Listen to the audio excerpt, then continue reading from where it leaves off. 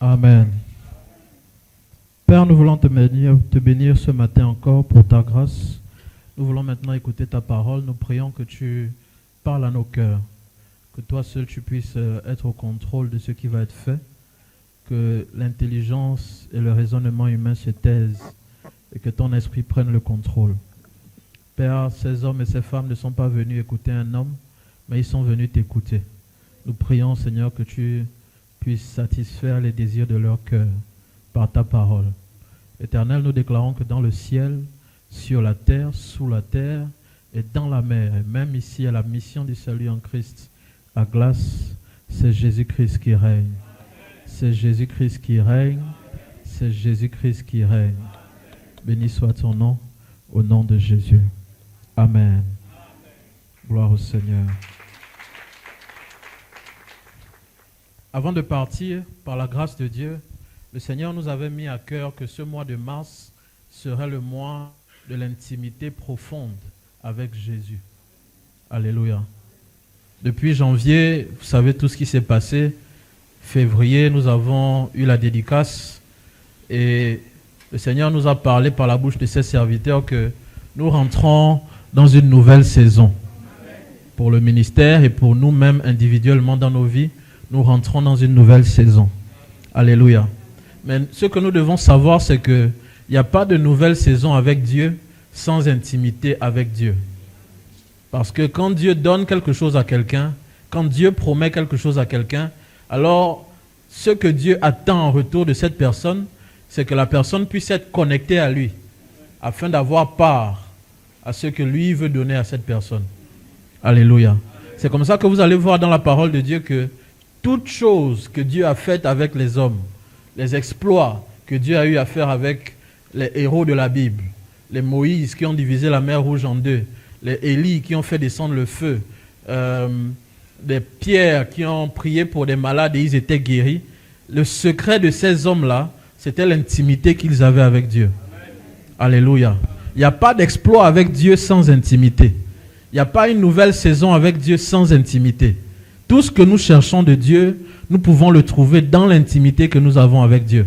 En réalité, l'intimité avec Dieu, c'est le moteur de notre relation avec Dieu. Quelqu'un me suit? Il n'y a pas de relation forte avec l'Esprit de Dieu sans intimité. Alléluia. C'est pourquoi ce matin, j'aimerais parler sur 4 bénéfices de l'intimité avec Dieu. Alléluia. 4 bénéfices de l'intimité avec Dieu. 4 choses que nous gagnons quand nous rentrons en intimité avec Dieu. D'abord, définissons ce que veut dire l'intimité. L'intimité, tout le monde le sait, c'est lorsque 2 ou plusieurs personnes se rapprochent et ils ont une relation très profonde, une relation très sincère, une relation qui va au-delà de bonjour, bonsoir, une relation où ils peuvent tout se dire, une relation où ils peuvent parler librement, ils peuvent échanger librement, ils se connaissent de façon profonde. Alléluia. L'intimité, c'est aussi lorsque quelqu'un a accès à une partie de ta vie que d'autres n'ont pas. Quelqu'un me suit? Par exemple, un homme et une femme qui sont mariés, lorsqu'ils vont en intimité, cela les concerne à eux deux seulement. Les autres personnes ne sont pas là.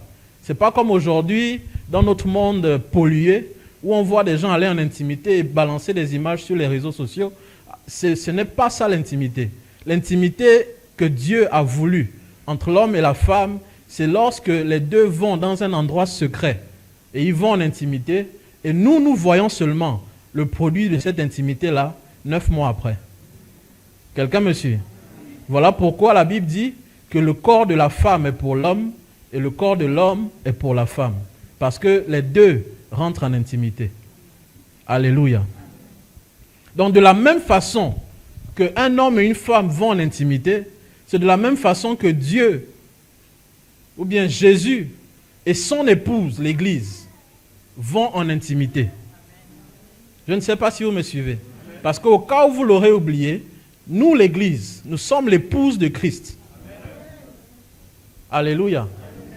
Nous sommes l'épouse de Christ. Et un époux et son épouse ont besoin d'intimité pour produire des résultats. Alléluia. Donc l'intimité, c'est un rapprochement profond.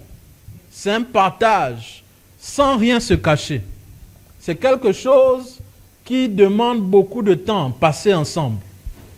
C'est une relation intime. C'est une relation profonde. Quand Dieu nous demande d'être intime avec lui, la première chose qu'il nous demande, par exemple, c'est de passer du temps avec lui. Tu ne peux pas être intime avec Dieu si tu ne passes pas du temps avec lui. On a la facilité de passer du temps sur nos téléphones en train de regarder tout ce qu'il y a sur les réseaux sociaux. On a la facilité à passer du temps devant un match de football. On a la facilité de passer du temps devant des séries ou des films. On a la facilité de passer du temps dans des débats au quartier ou au bureau. Mais difficile de passer du temps dans la présence de Dieu, seul à seul, en train de parler avec Dieu. Or, en tant que chrétien, en tant qu'enfant de Dieu, c'est la base même de notre relation avec Dieu. Amen. Alléluia. C'est la base même de notre relation avec Dieu. Quand nous parlons avec Dieu, quand nous passons du temps avec Dieu, notre relation avec lui grandit davantage. Il y a des choses que Dieu a mis au-dedans de toi. Il y a des grâces que Dieu a cachées au-dedans de toi. Il y a une grande destinée que Dieu a mis au-dedans de toi. Mais cela ne pourra se matérialiser que par l'intimité que tu as avec lui.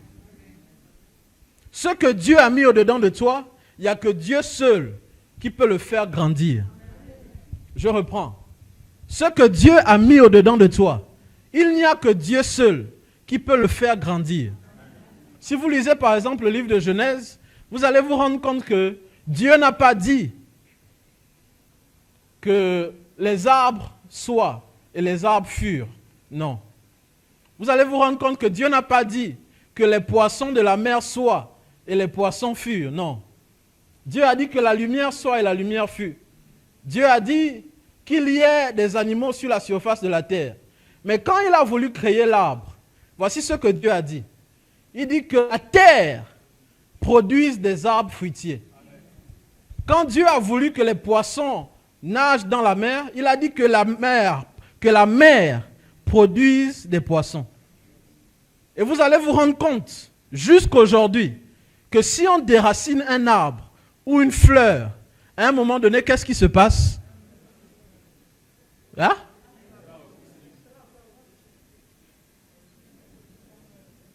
Quoi c'est? Ok, c'est bon, merci, c'est bon. Même l'enfant de maman Béa se fâche. Hein? C'est bon là. Quand on déracine une fleur ou on déracine un arbre, elle meurt. Simplement. La fleur meurt, l'arbre meurt. Quand vous enlevez un poisson de l'eau, qu'est-ce qui se passe? Il meurt. Tu vois le poisson que tu as mangé hier là? Il vivait dans l'eau. Il a une famille. Toi, tu étais en train de manger ça bien hier. Si je mens, dis que je mens. Le bouillon que tu as mangé hier là. Il a une famille. Mais on l'a pêché, on l'a enlevé de l'eau, il a arrêté de respirer, on l'a découpé, on a préparé, etc. Mais c'est juste pour vous dire quoi? Que puisque c'est la terre qui a produit l'arbre, l'arbre ne peut pas vivre sans la terre. Puisque c'est l'eau qui a produit les poissons, le poisson ne peut pas vivre sans l'eau. De même, la dernière chose que Dieu a créée, il a dit, faisons l'homme à notre image et à notre ressemblance.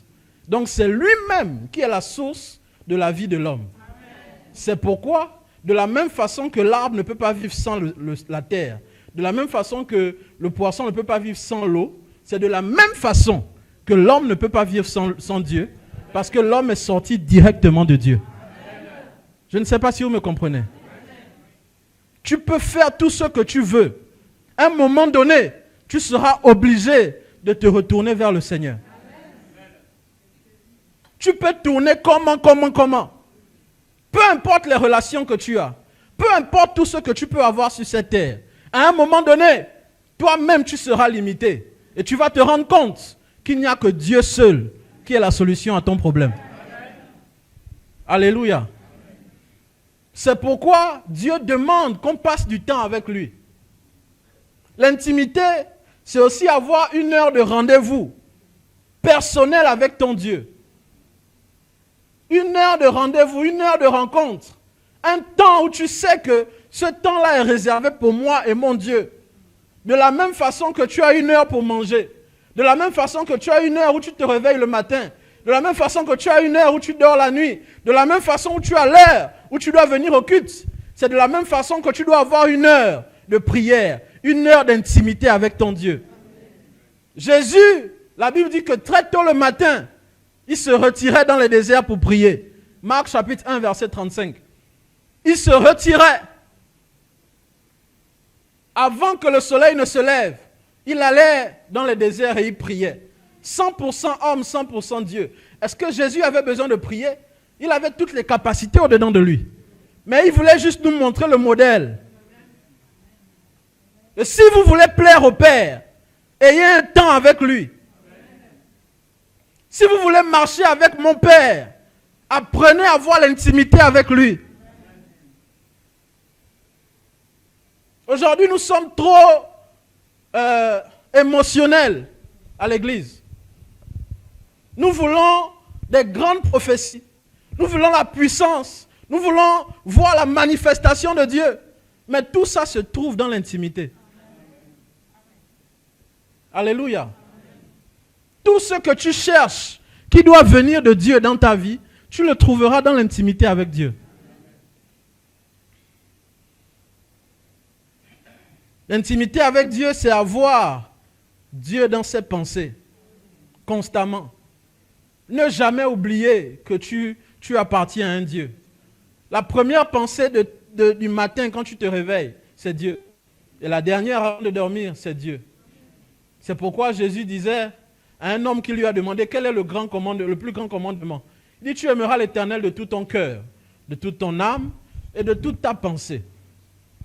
Alléluia. Matthieu 22, tu aimeras le Seigneur de toute ton âme, de tout ton cœur et de toute ta pensée. Quand toi tu te lèves le matin, quelles sont tes pensées? À quoi penses-tu, premièrement?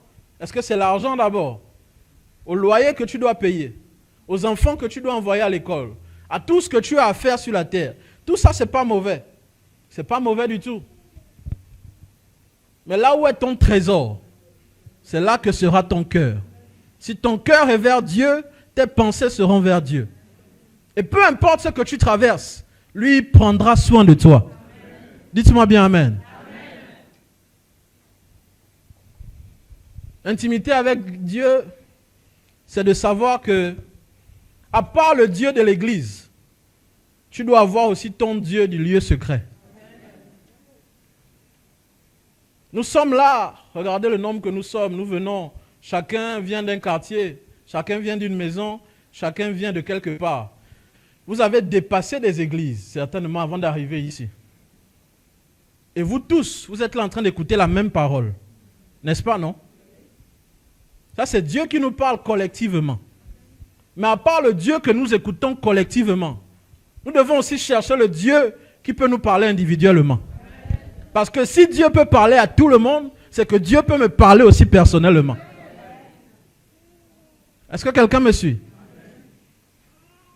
Malheureusement, aujourd'hui, beaucoup ne connaissent que le Dieu de l'Église. Malheureusement, aujourd'hui, beaucoup ne connaissent que le Dieu de papa, ou le Dieu de l'apôtre, ou le Dieu de mission du salut. Mais est-ce que tu sais que ce Dieu-là peut aussi être ton Dieu? Est-ce que tu sais que ce Dieu-là peut aussi être ton Dieu? Ce Dieu-là peut être aussi le Dieu que tu connais dans le lieu secret. Parce qu'il n'est jamais loin de toi, il est toujours à côté de toi. Alléluia. Je suis en train d'introduire. À part le Dieu de l'église, tu dois aussi avoir ton Dieu à toi. Ton Dieu que personne ne pourra te tromper sur lui. On te dira, mais est-ce que c'est vos choses de l'église là, est-ce que c'est même la vérité? Toi, tu pourras dire que ce soit vrai ou pas. Moi, j'ai croisé Dieu. Vous savez pourquoi beaucoup de gens rétrogradent? Pourquoi les gens ont la facilité d'être chrétiens, soi-disant, baptisés, servir même Dieu à l'église. Mais du jour au lendemain, vous les retrouvez encore dans les bars. Vous les retrouvez encore dans le monde. C'est parce qu'ils n'ont pas croisé Dieu. Parce que personne ne peut croiser Dieu et retourner encore dans le monde. Personne ne peut croiser le Dieu là. Et sa vie restait encore la même. Quelqu'un a chanté un jour, je n'ai jamais vu un homme qui passe près de la croix et qui reste encore le même. Si le Dieu là que nous prions, tu l'as vraiment rencontré, alors tu ne pourras jamais, mais alors plus jamais, retourner vers les choses du monde. Alléluia. Beaucoup viennent à l'église, mais peu viennent à Dieu. Beaucoup s'habillent bien pour être à l'église. Est-ce que je dis que bien s'habiller c'est mauvais? Non. C'est une très bonne chose. Vois comment tu es sapé ce matin. Waouh. Ah. Mais à part ça, tu dois aussi connaître que j'ai un Dieu à rencontrer. Alléluia. J'ai un Dieu à rencontrer. Quand tu connais ce Dieu-là, personne ne pourra te malmener de gauche ou de droite en te disant est-ce que tu es sûr? Personne ne pourra tenter parce que toi-même tu connais ton Dieu. Alléluia. L'intimité avec Dieu, c'est une relation entre le Père et son enfant. Matthieu chapitre 6, verset 9, Jésus dit, quand vous priez, dites, notre Père qui est aux cieux. Aujourd'hui, la relation avec Dieu n'est plus la relation simplement de maître et serviteur. Dans l'Ancien Testament, c'était les serviteurs qui servaient leur maître. Mais dans le Nouveau Testament, ce sont les fils et les filles qui servent leur père et qui marchent avec leur père. Alléluia. Voilà pourquoi Paul pouvait dire que nous sommes héritiers de Dieu et co-héritiers avec Christ. Un héritier, ce n'est pas un serviteur. Un héritier, c'est un enfant. Est-ce que quelqu'un me suit? Un héritier, c'est quelqu'un qui a l'ADN, qui a le sang, qui a la nature de la personne qui l'a enfanté. Si c'est Dieu qui t'a enfanté, si c'est Dieu ton Père, alors tu as besoin d'avoir une intimité avec lui. Je vous prends toujours cet exemple. Quand, par exemple, je suis quelque part où je n'ai pas l'habitude d'être et que j'entends la voix de mon père qui m'appelle Joseph, peu importe où on est, parce que je connais cette voix, je vais savoir que là, ça c'est mon père. Par exemple, là où nous sommes, Dieu l'a rappelé à lui. Il est impossible que j'écoute sa voix quelque part. Mais si jamais j'entends sa voix, je vais dire, il est ressuscité. Parce que dans la normalité des choses, je ne dois plus écouter cette voix. Mais cette voix, je la connais très bien. Pourquoi je la connais? Parce que c'est la même voix depuis bébé jusqu'à ce que je grandisse. Alléluia. Quelqu'un me posait la question une fois de savoir comment reconnaître la voix de Dieu. Je dis la voix de Dieu est simple à reconnaître. Plus tu as l'habitude de l'écouter, plus tu sauras que c'est lui qui te parle. Comment faire la différence entre mes pensées et la voix de Dieu? Comment je peux savoir si ce que j'ai là en esprit, c'est ma pensée personnelle ou bien c'est la voix de Dieu? C'est facile. Plus tu parles avec Dieu, plus tu passes du temps avec lui, plus tu sauras à quel moment c'est lui qui te parle, à quel moment ce sont tes propres pensées. Alléluia. Il n'y a pas de secret. Le plus grand secret de la chrétienté, donc, c'est l'intimité avec Dieu. 4 choses, rapidement, je vais aller vite, on va partir. 4 bénéfices de l'intimité avec Dieu. Le premier bénéfice que nous avons quand nous sommes intimes avec Dieu, c'est que l'intimité nous permet de comprendre que notre relation avec Dieu ne dépend pas d'un individu. Le français là, est trop gros, hein? Ça passe. Vous allez être calme comme ça. Ça peut aller. L'intimité nous permet de comprendre que notre relation avec Dieu ne dépend pas d'un individu. Qu'est-ce que j'essaye de dire? Quand tu bâtis ton intimité avec Dieu, tu n'as pas besoin que quelqu'un te dise « viens à l'église ». Tu n'as pas besoin que quelqu'un te dise « il faut que tu marches avec Dieu ». Tu n'as pas besoin de l'influence de quelqu'un avant de servir Dieu. Que la personne soit là ou pas. Parce que tu as l'intimité avec Dieu, toi-même tu pourras le servir librement. Je ne sais pas si vous me suivez. Le mal que beaucoup ont, c'est que on les force à donner leur vie à Dieu, on les force à venir à l'église, on les force à faire X ou Y. Ça peut être possible au début. Au début, par exemple, tu es un enfant, on te tire pour t'amener à l'église. Mais à un moment donné de ta vie, toi-même tu dois réaliser que cette affaire de Dieu-là, c'est réel. Alléluia. Moi qui vous parle devant vous, je suis le parfait exemple. Né à l'église, grandi à l'église. Toute ma vie à l'église. Mais il fallait que je puisse rencontrer Dieu par moi-même. Quelqu'un me suit? C'est bon quand on te parle de Dieu. C'est bon quand on te raconte ce que Dieu a fait. Mais c'est beaucoup mieux quand toi-même tu vis, quand toi-même tu reconnais que ce Dieu-là est réel dans ta vie. Alléluia. Les gens passent par des situations difficiles. Ils passent par des problèmes, des difficultés dans la santé, dans le foyer, dans beaucoup de choses. Mais ils ne réalisent pas que souvent la solution à leurs problèmes, c'est l'intimité avec Dieu. La solution à leurs problèmes se cache dans le temps qu'ils passent avec leur Dieu. Et non pas dans les soucis qu'ils ne font que répéter continuellement dans leurs pensées. Ça ne va t'amener à rien. Au contraire, ça va seulement te rendre malade et te donner la tension cadeau. Voilà pourquoi il dit « déchargez sur moi tous vos fardeaux ». Mais comment décharger? C'est lorsque nous venons à lui, lorsque nous lui présentons nos problèmes, lorsque nous avons le temps à passer avec lui.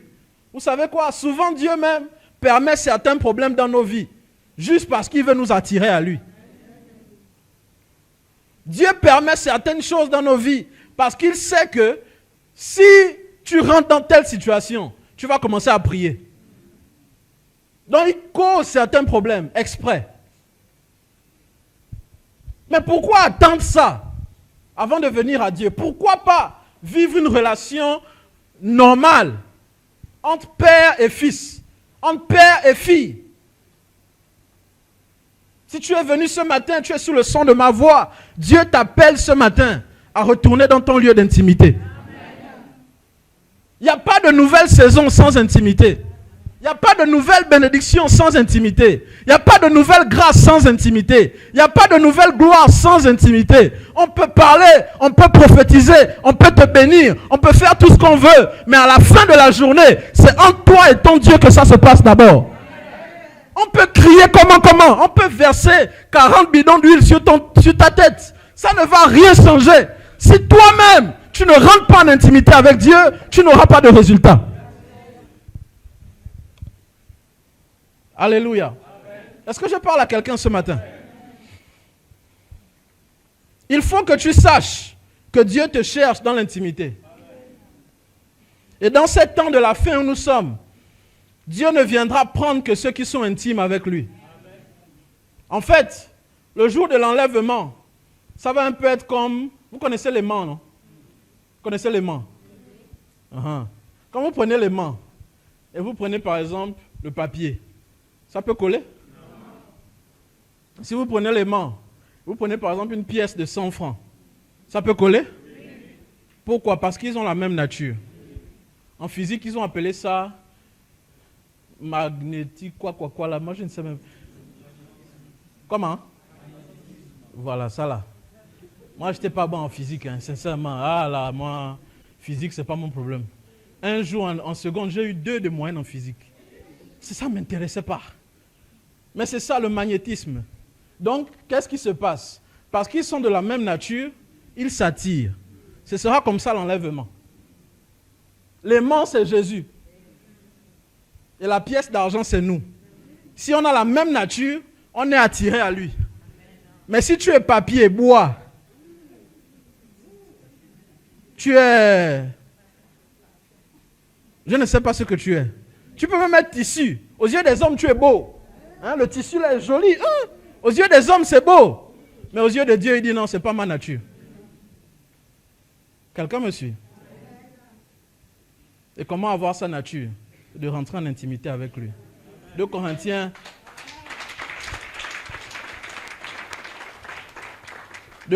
3, verset 18. Nous tous qui, le visage découvert, contemplons comme dans un miroir la gloire de Dieu, nous sommes transformés en la même image, de gloire en gloire. Donc ça veut dire que nous tous, plus que nous contemplons Dieu et que nous le regardons constamment, nous avons maintenant son image, nous avons maintenant sa nature et nous sommes transformés de gloire en gloire. Donc il n'y a pas de gloire sans transformation. Quelqu'un me suit? Jusque-là, ça passe. L'intimité te permet de comprendre que ta marche avec Dieu ne dépend pas d'un homme. Ça ne dépend pas d'un homme. Parce que l'homme, il est mortel. L'homme, il est faillible. L'homme, aujourd'hui c'est bien, demain ça peut ne pas être bien. Aujourd'hui je suis venu, je vous prêche la parole. Demain, dimanche prochain, je peux arriver là et je commence à vous raconter mes histoires. Vous savez, moi vous me voyez là. Hein. D'abord, avant que je ne prêche, prenez les enveloppes, 50 000 chacun. Sinon je ne prêche pas. Là tu vas dire quoi? Ah, l'apôtre là il a changé. Hein. C'est quoi? C'est les pieds qu'on l'a lavé là qui l'embrouillent ou bien? Mais si tu ne fais pas attention, tu vas dire que vraiment, je suis découragé. Vraiment, il ne prêche plus comme avant. Mais non. Peu importe ce qui se passe, puisque toi-même tu connais ton Dieu. Tu le connais. Dans le secret, vous parlez. Lui, il pourra te dire non, ne t'inquiète pas. Moi, je suis toujours avec toi. C'est pourquoi je vous disais quand papa est parti, que papa est parti. Mais le Dieu de papa est toujours là. Alléluia. Et ta marche avec Dieu ne doit pas dépendre de papa. Vous voyez, parce que lui aussi, il est maintenant parti. Et si Jésus tarde à revenir, même moi qui vous parle, je partirai. Mais notre marche avec Dieu ne dépend pas de celui qui se tient devant nous. Mais notre marche avec Dieu dépend de celui qui se tient au ciel. Alléluia.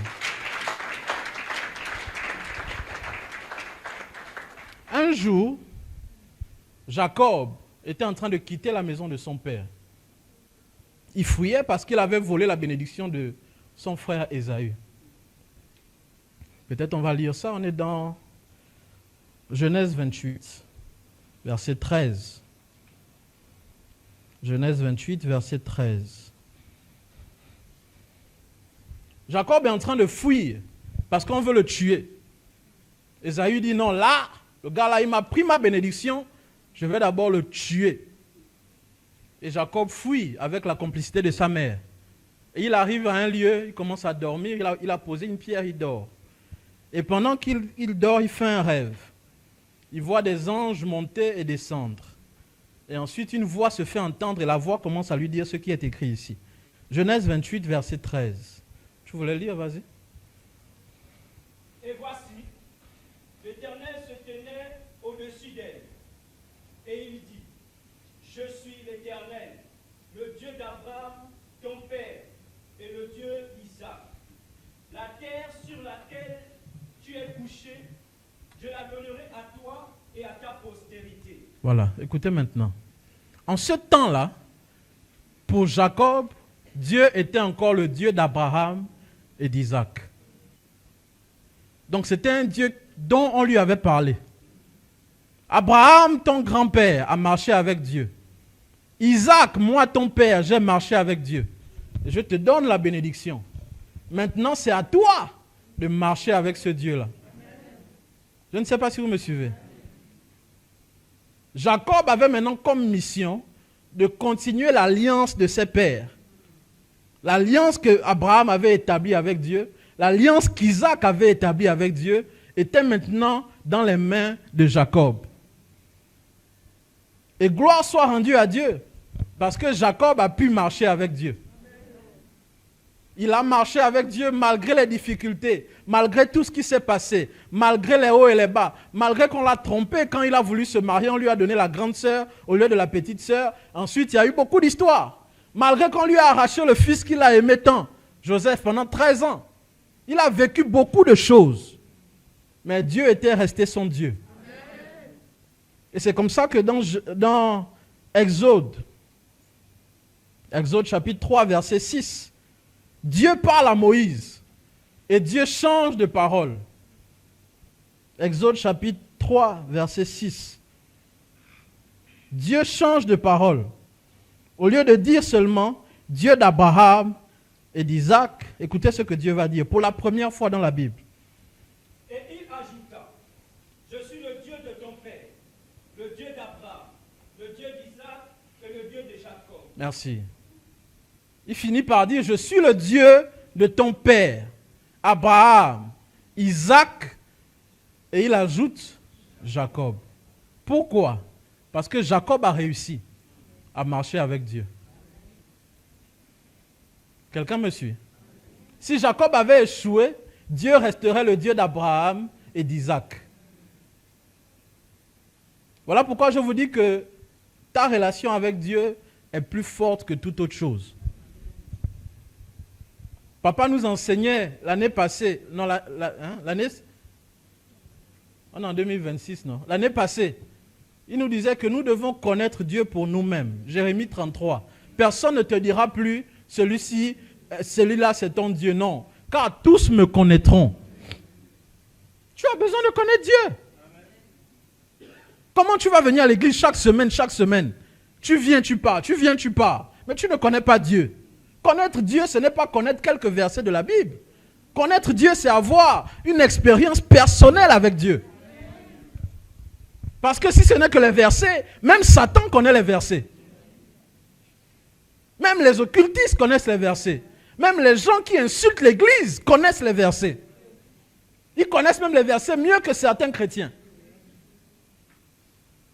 Mais là où ils ne peuvent pas te battre, c'est quand tu as ta relation et ton expérience personnelle avec ton Dieu. C'est là que personne ne pourra te bouger. Alléluia. Vous voyez, quand on parle du Dieu d'Abraham, d'Isaac et de Jacob, mais retenez-vous bien, ce sont des gens qui sont passés par des épreuves. Abraham arrive dans un pays et on lui arrache sa femme. Il dit non, c'est ma soeur. Il dit ah ok, on la prend. Mais il dit qu'il prie un Dieu. Isaac, son père le bénit. Mais il se retrouve sur une terre, il n'y a que la famine.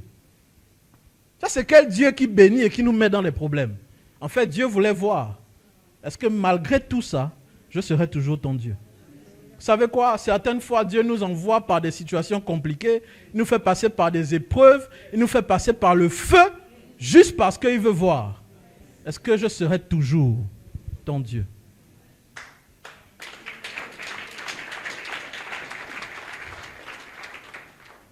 C'est là que ceux qui sont faibles, vous les entendez dire, j'ai trop de problèmes, je ne peux pas venir à l'église. Ah, vraiment, Dieu m'a abandonné, Dieu m'a oublié. Il y a une chanson que j'ai appris à Kinshasa. On m'a dit que c'est la chanson des deuils, ou bien les chansons des gens qui ont des problèmes. Nami tuni nzambe, pona nini boy. On m'a dit que la chanson là, quand on chante ça, il faut savoir que la personne qui chante ça a les problèmes. Donc, vous voyez que Dieu souvent va te faire passer par des épreuves, juste pour voir, est-ce que tu seras toujours là? Mais l'épreuve n'est pas là pour te tuer. L'épreuve est là pour te faire passer à un autre niveau avec Dieu. Alléluia. Le Dieu qui était avant le Dieu d'Abraham et d'Isaac, finalement est devenu le Dieu d'Abraham, d'Isaac et de Jacob. Mais à part le Dieu d'Abraham, d'Isaac et de Jacob, il doit aussi être ton Dieu à toi. Amen. Quand tu finis de dire Dieu d'Abraham, Dieu d'Isaac, Dieu de Jacob, tu dis aussi Dieu de maman Gertrude, Dieu de papa Nestor, Dieu de maman Béa.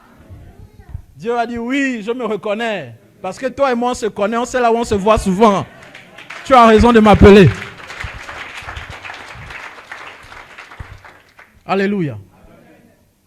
Ce que je vous prêche là, c'est le vrai évangile. Et beaucoup de gens ne vous diront pas ça. Ils vont vous dire non, si tu veux connaître vraiment Dieu, tu dois forcément passer par moi. Parce que c'est moi qui parle avec Dieu. C'est de la manipulation. Non. La Bible dit que quand Jésus est mort, le voile du temple s'est déchiré. Et tout le monde a accès à Dieu maintenant. Il n'y a pas quelqu'un qui a une voix autorisée plus que l'autre de parler avec Dieu ou de quelqu'un qui entend plus Dieu que l'autre. Non. Nous ne sommes que des serviteurs. Nous parlons, comme je disais aux prédicateurs, il y en avait la réunion, je leur ai dit, nous sommes des porte-paroles. Ce n'est pas nous qui disons aux gens ce qu'ils doivent faire. C'est Dieu qui nous dit ce qu'on doit leur dire. C'est ça l'église. Quelqu'un ne peut pas venir et puis il se donne, il se met comme un vice-dieu. C'est-à-dire que s'il n'y a pas lui, c'est que tu ne vois pas Dieu. C'est faux. C'est faux, c'est faux, archi faux. Toi-même, tu peux croiser Dieu. Toi-même, tu peux avoir une intimité avec Dieu. Toi aussi, tu peux prier pour un malade, le malade sera guéri. La Bible n'a pas dit à tous les pasteurs, je vous ai donné le pouvoir de guérir les malades. Non, il a dit, voici les miracles qui accompagneront tous ceux qui auront cru.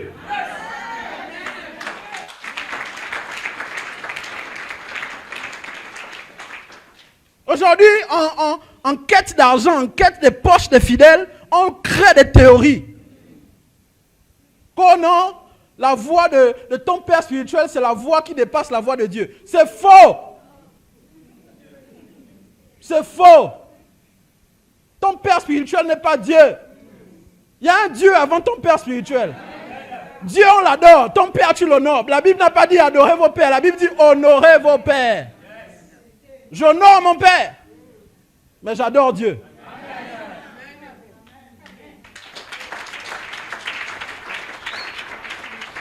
Ce que je parle là, vous êtes fâchés, hein? Je pousse encore. Hein? Non, c'est la vérité. Tout le monde peut parler à Dieu. Tout le monde peut avoir une intimité avec Dieu.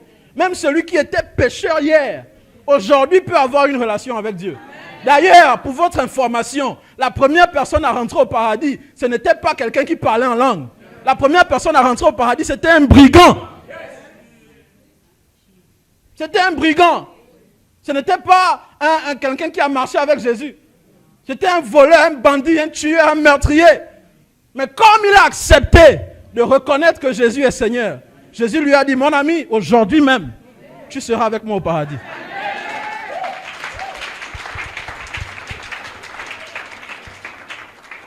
Dieu a ses bras ouverts pour tout le monde.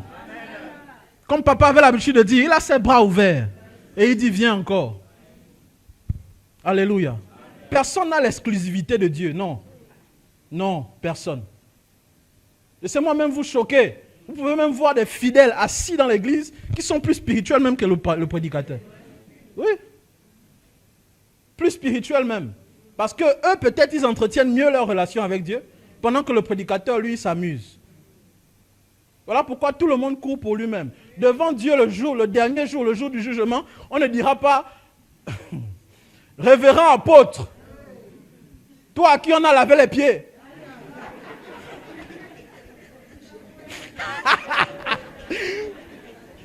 Oui, tu as accès au paradis. Moi, à faire de laver les pieds, là, ça m'a marqué. Ça m'a marqué. Oh. Un moment, même, il me chatouillait. Oh, papa, là.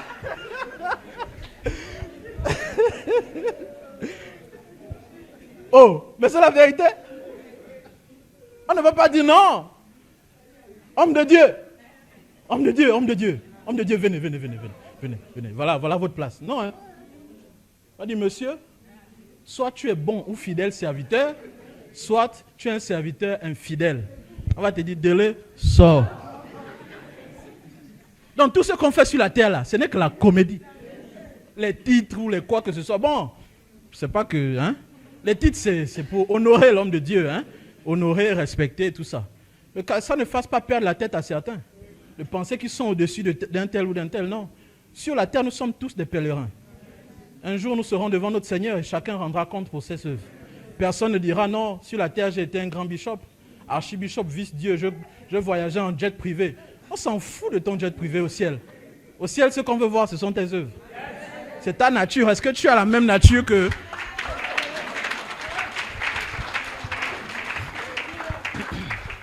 Alléluia.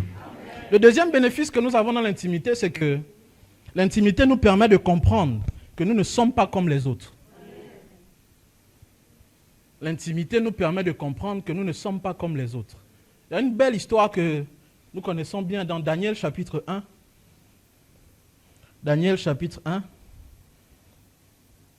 à partir du verset 8 jusqu'au verset 17. Daniel 1, verset 8 à 17.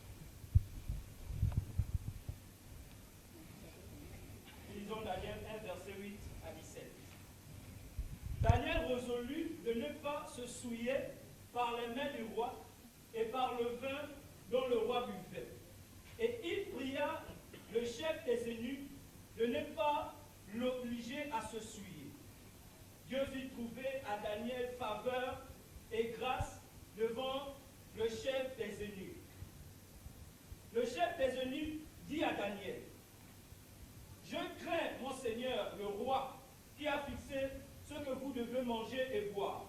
Car pourquoi verrait-il votre visage plus abattu que celui des jeunes gens de votre âge? Vous exposeriez ma tête auprès du roi.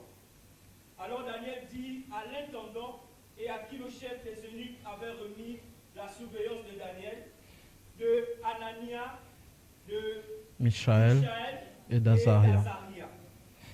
Éprouve tes serviteurs pendant 10 jours et qu'on nous donne des légumes à manger et de l'eau à boire. Tu regarderas ensuite notre visage et celui des jeunes gens qui mangent les mains du roi. Et tu agiras avec tes serviteurs d'après ce que tu auras vu. Il leur accorda ce qu'ils demandaient et les éprouva pendant 10 jours. Au bout de 10 jours, ils avaient meilleur visage. Ils avaient meilleur visage et plus d'un bon point que tous les jeunes gens qui mangeaient les mets du roi. L'intendant emportait les mets et le vin qui leur était destiné, et il leur donnait des légumes. Dieu accorda à ces 4 jeunes gens de la science, de l'intelligence, dans toutes les lettres et de la sagesse. Et Daniel expliquait toutes les visions et tous les songes. Amen. Amen. Alléluia. Vous connaissez très bien cette histoire. La Bible dit que du temps du prophète Jérémie, Jérémie avait prophétisé en disant que les ennemis d'Israël allaient les prendre et les amener en captivité. Et c'est ce qui s'est passé. Pendant qu'ils étaient en captivité, la captivité est venue au temps du prophète Ézéchiel. Ézéchiel faisait partie des gens qui avaient été pris et emmenés en prison. C'est comme ça que vous lisez Ézéchiel chapitre 1, verset 1. On dit que Ézéchiel était en captivité et il a eu la vision venant de Dieu. Et ça, ce n'est pas mon problème. La Bible dit que parmi les enfants ou bien les jeunes qui ont été pris par le roi Nebuchadnezzar, les Babyloniens, il y avait quelques garçons, dont Daniel, dont Azaria, dont Michaël, avant qu'on les change le nom et qu'on les appelle Shadrach, Meshach et Abednego. Shadrach, Meshach et Abednego, ce sont des noms babyloniens. Les noms qu'ils avaient au départ, c'était Azaria, Michaël et Anania. C'était ça leur vrai nom, plus Daniel. Et bizarrement, on n'a pas changé le nom de Daniel. On a juste changé le nom des autres. Mais ce qui s'est passé en ce temps-là, c'est que quand ils sont rentrés dans le palais du roi, le roi a donné cet ordre. Donnez-leur mon vin que je bois et donnez-leur la nourriture que moi-même je mange. Or, dans leur coutume, en Israël, on leur a dit, vous ne mangerez pas la nourriture souillée. Vous me suivez? Vous ne mangerez pas la nourriture souillée. Donc, on leur dit, vous n'allez pas manger la nourriture des étrangers. Donc, quand ils arrivent là-bas, on leur donne la nourriture souillée. Mais comme les gars sont intimes avec Dieu, comme ils ont leur relation personnelle avec Dieu, malgré qu'on les a déplacés du lieu où ils vivaient, on n'a pas enlevé le Dieu qu'ils avaient au-dedans d'eux. Là, c'est ce qui est merveilleux. On les a déplacés de Jérusalem vers Babylone, mais on les a déplacés avec leur Dieu au-dedans d'eux. Et au milieu des gens qui voulaient les tuer, au milieu des gens qui les avaient pris comme esclaves, Daniel ouvre la bouche et il dit, monsieur, écoutez, s'il vous plaît, chez nous, on ne nous a pas enseigné à manger la nourriture souillée. Chez nous, on mange la nourriture purifiée. Mais comme vous n'en avez pas ici, ce n'est pas grave. Donnez-nous juste des légumes et donnez-nous de l'eau. Le monsieur le regarde et dit, mais mon petit, si je te donne ça, tu vas maigrir. Et le roi va me tuer. Parce que le roi veut que vous soyez en forme. Et Daniel dit, monsieur, je connais le Dieu que je sers. Donne-moi seulement les légumes. Et tu verras qu'après 10 jours, je vais me porter en meilleure santé que ceux qui mangent la nourriture du roi. Mes amis, de vous à moi, quelqu'un qui mange les légumes pendant 10 jours et quelqu'un qui mange la viande avec beaucoup de graisse pendant 10 jours, entre les deux, qui doit être plus en forme que l'autre? Ce n'est pas celui qui mange la viande. Mais à un moment donné, l'intimité que Daniel avait avec son Dieu a fait rentrer les vitamines dans les légumes. Vous ne m'écoutez pas. Comme Daniel a respecté sa relation qu'il avait avec Dieu, comme ses amis ont respecté leur Dieu, Dieu a décidé de les honorer. Voici ce que l'intimité te fait. Le Dieu que tu respectes dans le secret va t'honorer publiquement. Le Dieu que tu crains dans le secret, le Dieu que tu adores dans le secret, le Dieu que tu pries dans le secret, lui, il va t'honorer publiquement. Voilà pourquoi la Bible dit, Matthieu chapitre 6, verset 6, quand tu veux prier, va dans le lieu secret et parle à ton Dieu qui entend ta voix là-bas et lui, il te le rendra publiquement. Alléluia. L'intimité, on ne le voit pas, on ne la voit pas, mais on voit seulement ses fruits. Daniel et ses amis ont dit non, nous on ne mange pas ça, on ne connaît pas ça. En fait, ce que Daniel voulait leur dire, c'est que nous on n'est pas comme vous. On n'est pas comme vous. Nous on connaît notre Dieu. Notre Dieu nous a interdit de faire ça. Mais il mettait en jeu sa propre vie quand il disait ça. Il mettait en jeu sa destinée quand il disait ça. Il mettait en jeu les postes de responsabilité qu'on voulait lui donner. Mais il a accepté. Aujourd'hui, si c'était de nos jours, en 2026, avec TikTok et l'intelligence artificielle, et Facebook et Snapchat et Instagram et quoi encore, tout ce que vous avez comme réseaux sociaux là, quelqu'un va dire, ah, si je ne fais pas ça, hein, j'aurai des problèmes. De toutes les façons, qui me voit? Qui me voit? Mais écoutez-moi, quand tu as l'intimité avec ton Dieu, quand tu es proche de ton Dieu, tu sauras que tu n'es pas comme les autres. Et c'est parce que tu n'es pas comme les autres que tu ne peux pas faire n'importe quoi. Est-ce que quelqu'un me suit? Écoutez-moi, mes bien-aimés. Quand Dieu t'a appelé, il a mis quelque chose au-dedans de toi. Vous voyez, quand Daniel a été appelé, quand ses amis ont été appelés, Dieu avait mis au-dedans d'eux la sagesse, l'intelligence, la capacité de diriger des peuples, même un peuple étranger. Mais dans tout ça, Daniel n'a pas désobéi à Dieu. Et puisqu'il était connecté à Dieu, Dieu a fait croître ce qui était au-dedans de lui. Il y a tellement de choses au-dedans de toi. Et à cause de ce que tu portes, tu dois te comporter différemment. Oh, vous ne m'entendez pas. Écoutez-moi, quand une femme est enceinte, elle ne se comporte pas comme les autres. Une femme qui n'est pas enceinte, elle peut facilement porter une ceinture, mettre autour du ventre. Une femme qui n'est pas enceinte peut porter les talons de 2 mètres, commencer à marcher. Hein? Facilement. Mais une femme qui porte quelque chose au-dedans d'elle, même si elle aime mettre les ceintures, même si elle aime mettre les talons de 4 km, même si elle aime manger le piment, comment, mais à cause de ce qu'elle porte, elle est obligée de changer ses habitudes.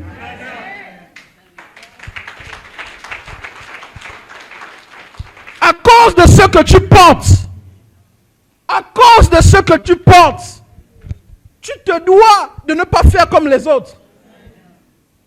Est-ce que vous m'entendez?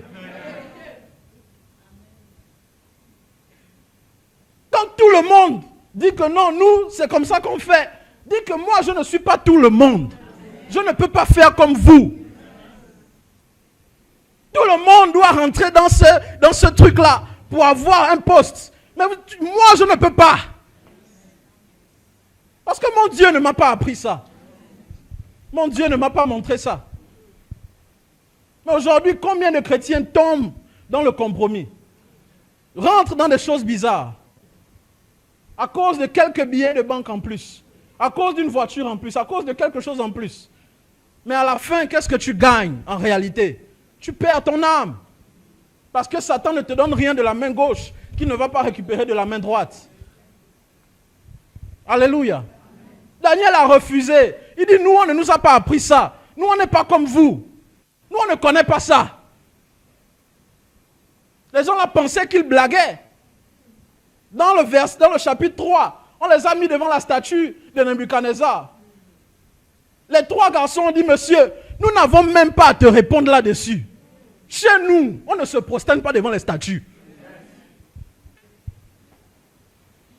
Chez nous, on ne fait pas ça.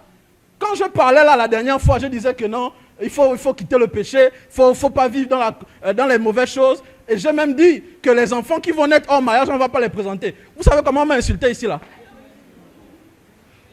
Je répète, enfants hors mariage, on ne présente pas. Fâchez-vous.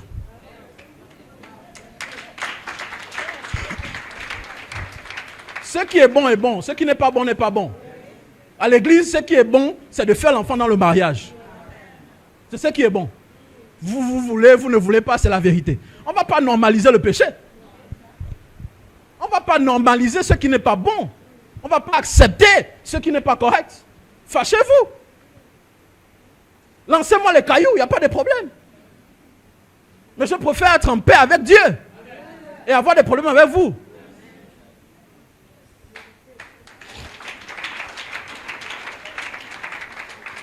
Pourquoi emmener le monde dans l'église? Pourquoi? Dites-moi, pourquoi?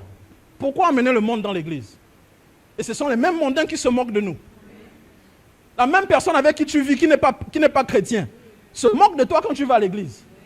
Parce que vous faites les mêmes choses dehors. Et tu lui dis de venir à l'église, il dit ne vient pas. Pourquoi il ne vient pas? Parce qu'il sait que ta chrétienté n'est pas vraie. Maintenant, c'est moi le mauvais. Quand tu es vrai chrétien, tu es vrai chrétienne, tu es vrai converti, mais il y a des choses que tu n'accepteras pas. À un moment donné, tu peux tomber, ça peut arriver, nous tous on est tombés. À un moment donné, tu dois te ressaisir que, ce que je fais là, je vais où avec? Je vais où avec? Et puis tu te remets sur le droit chemin. Mais si on doit tout accepter, au nom de non, on est à l'église, bon, c'est pas grave. C'est grave. C'est grave. Si Jésus revient là, tu vas aller en enfer. Il n'y a pas de purgatoire, ou bien purigitoire, ou bien purigiment. Il n'y a pas de ça. Tout ce qui est vrai est vrai. Ce qui n'est pas bon n'est pas bon. La Bible dit que ton oui soit oui, que ton non soit non. Tout ce qui vient entre les deux, ce n'est que le péché. Soit chaud ou soit froid. Alléluia. Amen. Le monde ne peut pas rentrer à l'église et on va l'accepter. Je suis désolé. Et vous savez quoi? Je peux parler, non? De toute façon, vous me regardez là. Je parle, non? C'est la raison pour laquelle, à un moment, papa parlait, les gens ne prenaient même plus en considération ce qu'il disait. Quand il parle. Vous trouvez des gens qui disent, non, le boss, lui, il parle comme ça, il s'efface seulement. Après, il va laisser passer. Et qu'est-ce que ça fait? Ça fait continuer les gens à vivre dans les mauvaises choses. Mais qu'est-ce qu'il avait? Lui, il avait seulement un cœur paternel. Un cœur d'amour. Mais c'était à nous de décider de changer. Mais comme l'homme noir n'aime pas changer par la paix, il aime changer par la force. On va faire comment? Je ne sais même pas comment je suis arrivé là-bas.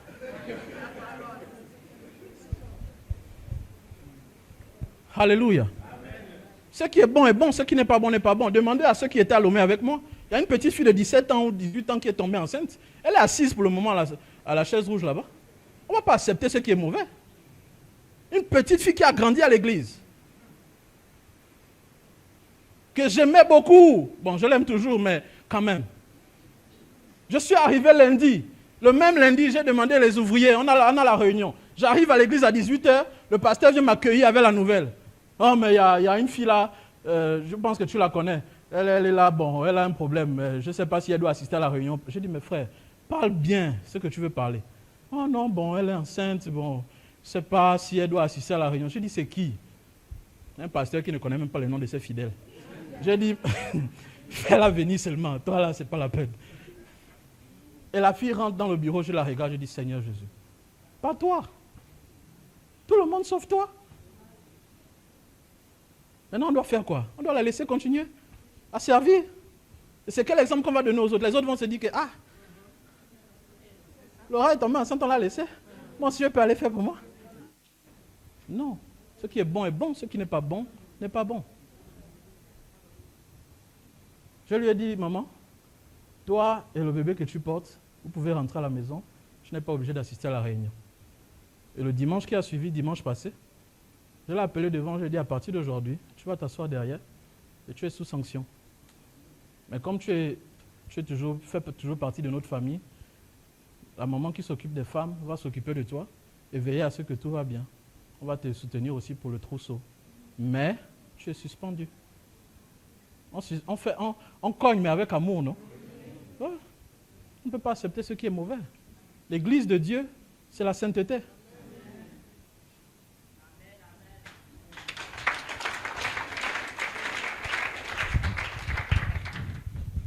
Alléluia. Daniel a dit non, chez nous, ce n'est pas comme ça. Est-ce que toi aussi, tu peux sortir de l'église et parler comme ça à un païen? Il dit non, chez nous, ce n'est pas comme ça. Chez nous, on ne boit pas. Chez nous, on ne fume pas. Chez nous, on ne va pas en boîte. Chez nous, on ne fait pas des bêtises. Chez nous, je ne peux pas venir habiter chez toi alors que tu n'es pas encore venu voir mes parents. Tu peux dire ça. Après, tu dis que c'est nous qui parlons mal. Mais toi-même d'abord, est-ce que tu peux dire ça au monsieur qui vient te faire la cour? Si tu es sérieux avec moi, si tu veux vraiment de moi, voilà la porte de chez mon père, voilà la porte de chez ma mère. Qu'est-ce qui est compliqué? Il vient déposer quelques canettes, quelques trucs, et puis bon, monsieur, madame, je veux prendre votre fille. Et puis c'est fini, non? Et puis vous partez faire, si vous voulez faire 14 enfants, vous faites 14 enfants, pas de problème. Oh! Mais faites les choses bien. C'est tout ce qu'on demande. Si ce n'est pas le cas, mais l'Église a perdu sa force dans la société. Et c'est pour ça qu'on se moque de nous. Les mêmes gens-là se moquent de nous en disant à vos églises-là. Celle qui chante la gloire là, ce n'est pas ma copine. On était ensemble hier nuit, on est parti en boîte. Du matin, elle vient chanter dans votre église. Pardonnez-moi, je parle mal, non? Attendez, je bois de l'eau parce que vous me regardez mal. Mais ce que j'ai dit, c'est la vérité. C'est la vérité. Nous tous, on était dans ça. Nous tous, on était dans ça. Moi, quand je faisais mes bêtises, mes amis se moquaient de moi. Oh, le fils du pasteur. Souvent, ils m'appelaient même pasteur. Oh, pasteur! Et j'avais honte. Parce que je me disais, mais qu'est-ce que je suis en train de faire? Qu'est-ce que je suis en train de faire là? Aujourd'hui, c'est eux qui m'appellent, prie pour moi, frère. Frère, prie pour moi. Parce que même ils ont vu que le frangin a changé. Le frangin a changé. Non. La vraie rencontre avec Dieu, ça change, ça transforme. Et ce que Dieu a mis au-dedans de toi va se découvrir, va exploser aux yeux des hommes. Quand vous me voyez parler avec confiance comme ça, il faut savoir qu'il y a quelque chose que Dieu a redressé. Yes. Si ce n'est pas le cas, tu vas toujours avoir peur de parler. Parce que toi-même, tu n'es pas clair.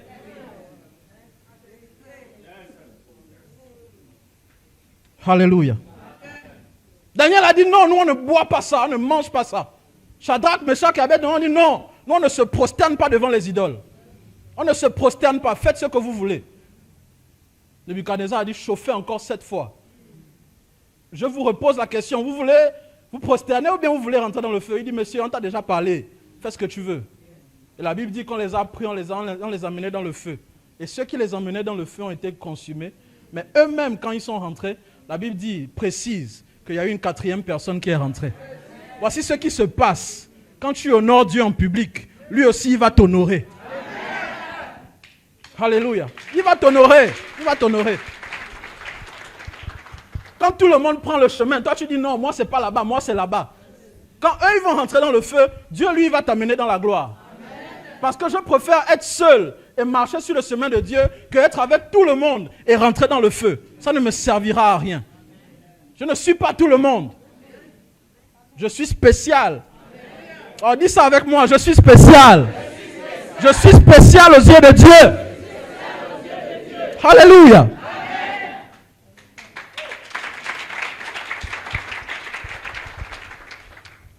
L'intimité, la troisième chose, l'intimité accélère l'accomplissement de la parole de Dieu dans ta vie.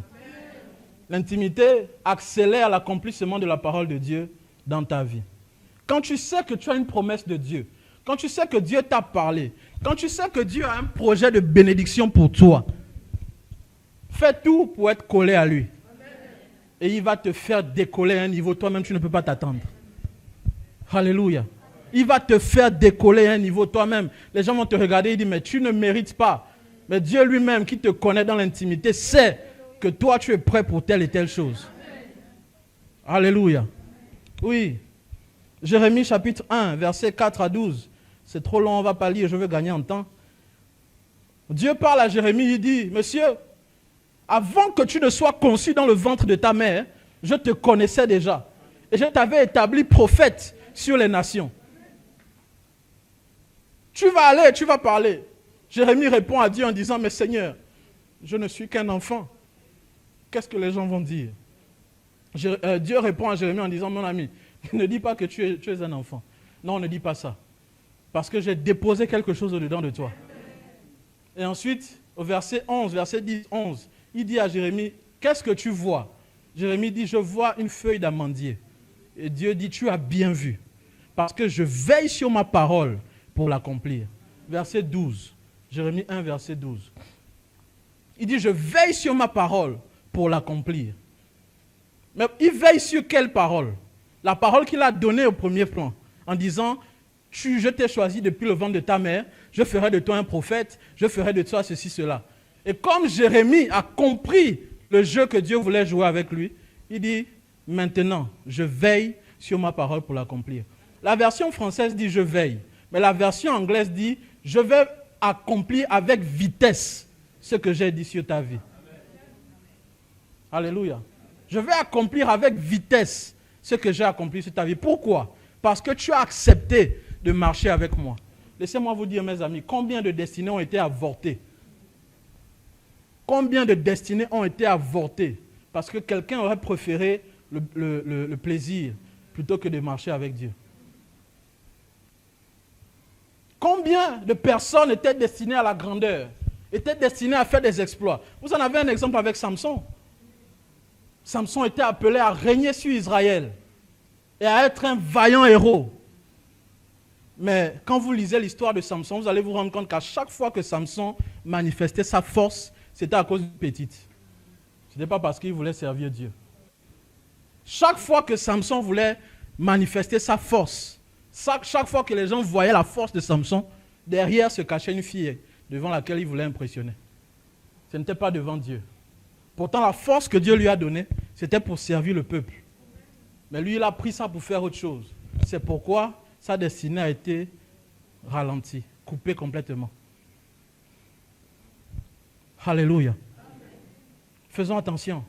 Dieu a peut-être déposé des grandes choses en toi. Dieu a peut-être parlé. Dieu a peut-être... Les gens se trompent souvent quand ils disent, en tout cas, ce que Dieu a dit, il va faire. Ce que Dieu a dit, il va faire. Dieu n'est pas un homme pour mentir, ni le fils d'un homme pour se repentir. En tout cas, Dieu va faire. Dieu va faire et puis toi, tu te comportes comment? Quelle est ta part dans ce que Dieu doit faire pour toi?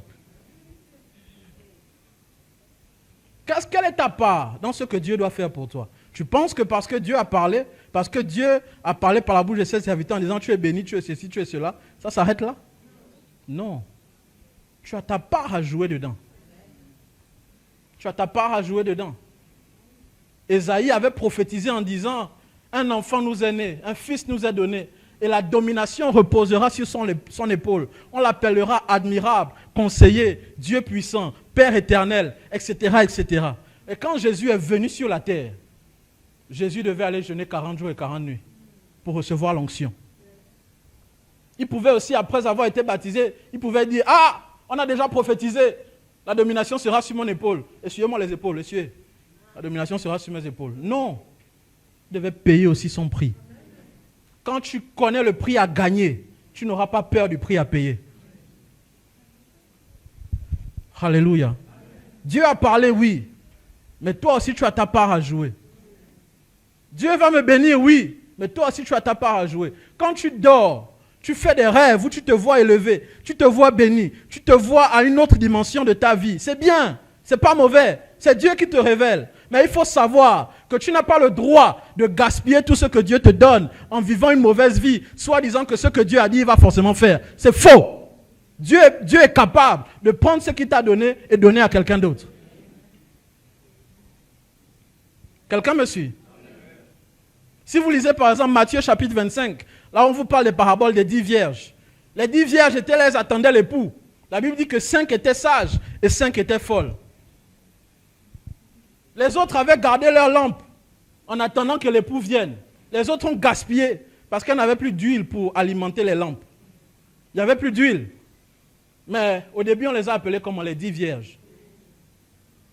La virginité, c'est le symbole de la sainteté. Toutes étaient pures, mais toutes n'ont pas eu accès aux noces de l'agneau. Pourquoi? Parce que ce qu'elles avaient, elles se sont dit que avec mon statut de vierge, ça me suffit. Mais l'époux a dit non, tu es peut-être vierge, mais tu dois avoir l'huile. Tu es peut-être vierge, mais tu dois avoir ta lampe qui brille. Si ta lampe ne brille pas, tu ne rentres pas. Est-ce que quelqu'un me suit? Ce n'est pas parce que tu viens à l'église, tu sers Dieu, tu chantes, ta voix fait tu chantes bien. Et puis tu penses que non, c'est fini. Non. Pas parce que tu portes la veste, tu portes la... Attendez.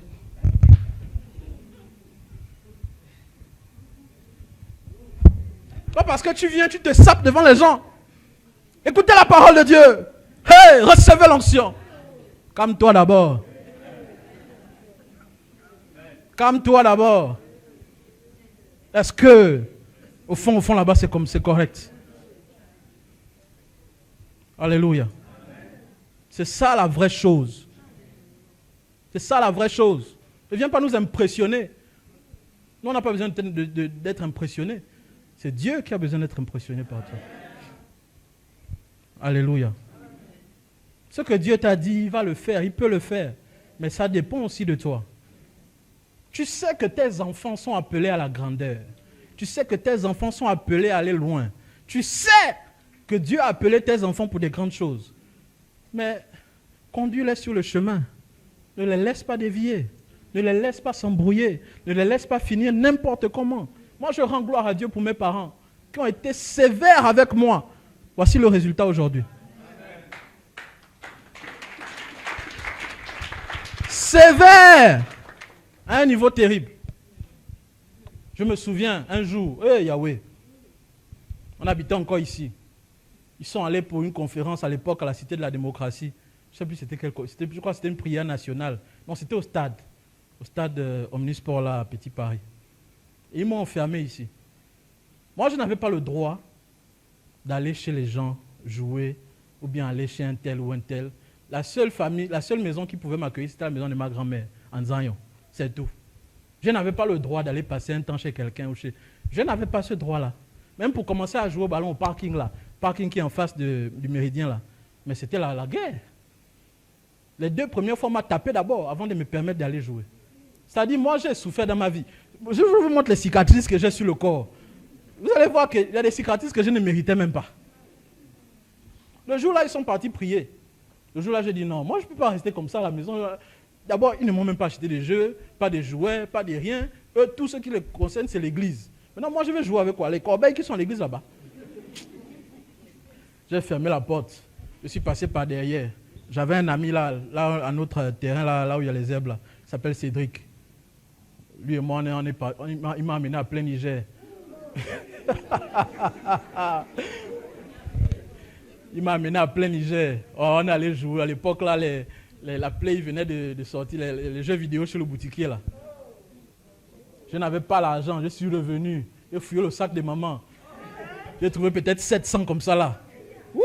J'ai pris les 700 et je suis parti. On a joué. C'est quand je vois que le soleil est en train de descendre. Je dis, attends. Après, elle a fini même à quelle heure? Je dis, Seigneur, là,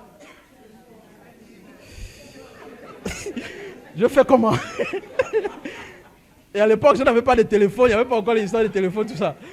Je dis, Seigneur, là, je chantais, pendant qu'on partait, je chantais, Dieu de Jacob soutient.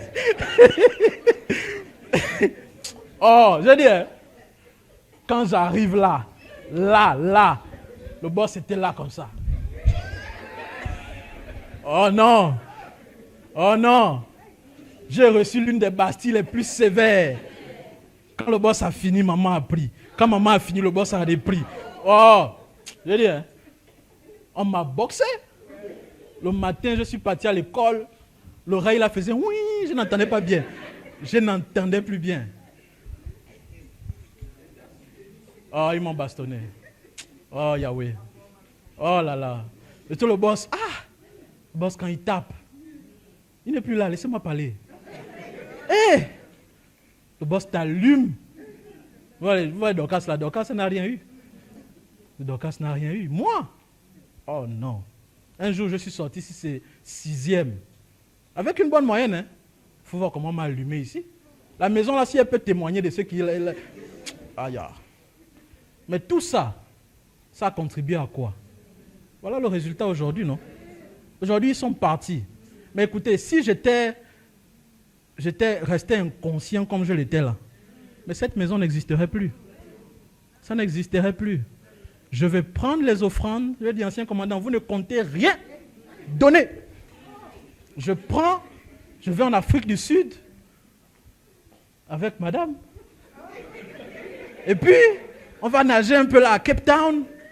Et puis, samedi, je reviens. Je dis, bon, écoutez, Dieu vous bénisse, hein. Donnez. Vous aussi, vous allez donner. Mais après, vous allez sentir que l'enfant là... Et qu'est-ce qui va se passer? Je vais tuer le pauvre monsieur 2 fois.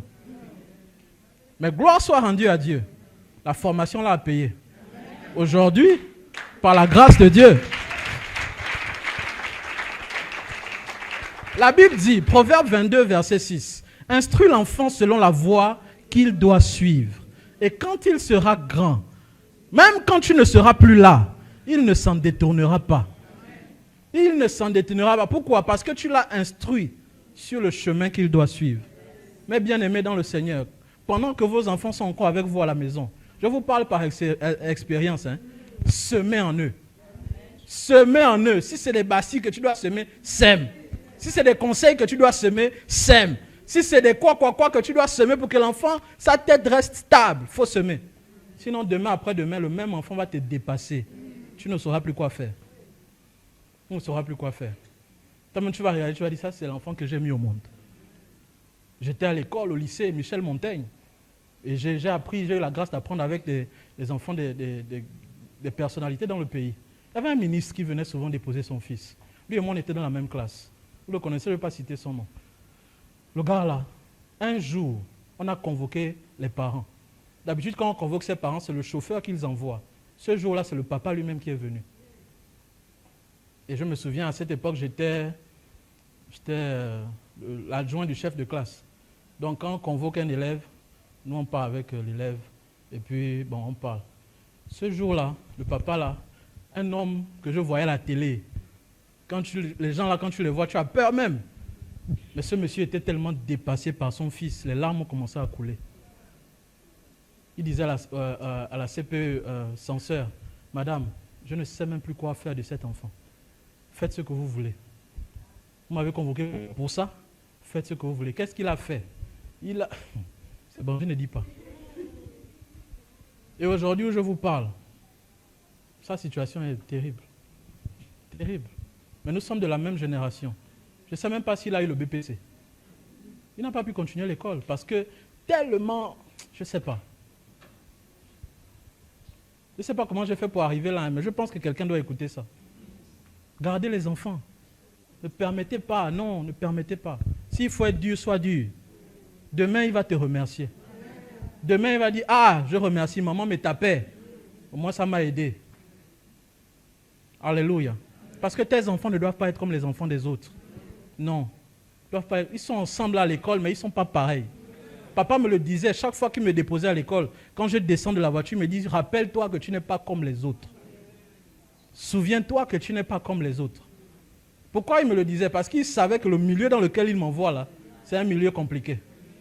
Mais lui, il voulait seulement que je puisse avoir l'instruction de qualité. Mais, entouré de quel type d'enfant? Entouré de quel type d'enfant? Ils vont me suivre en ligne, ils vont dire, voilà, il est devenu pasteur, il parle mal de nous. Alléluia. Nous ne sommes pas comme les autres, nous ne devons pas faire les choses comme tout le monde. Tu organises un anniversaire pour tes enfants, fais-le dans la crainte de Dieu.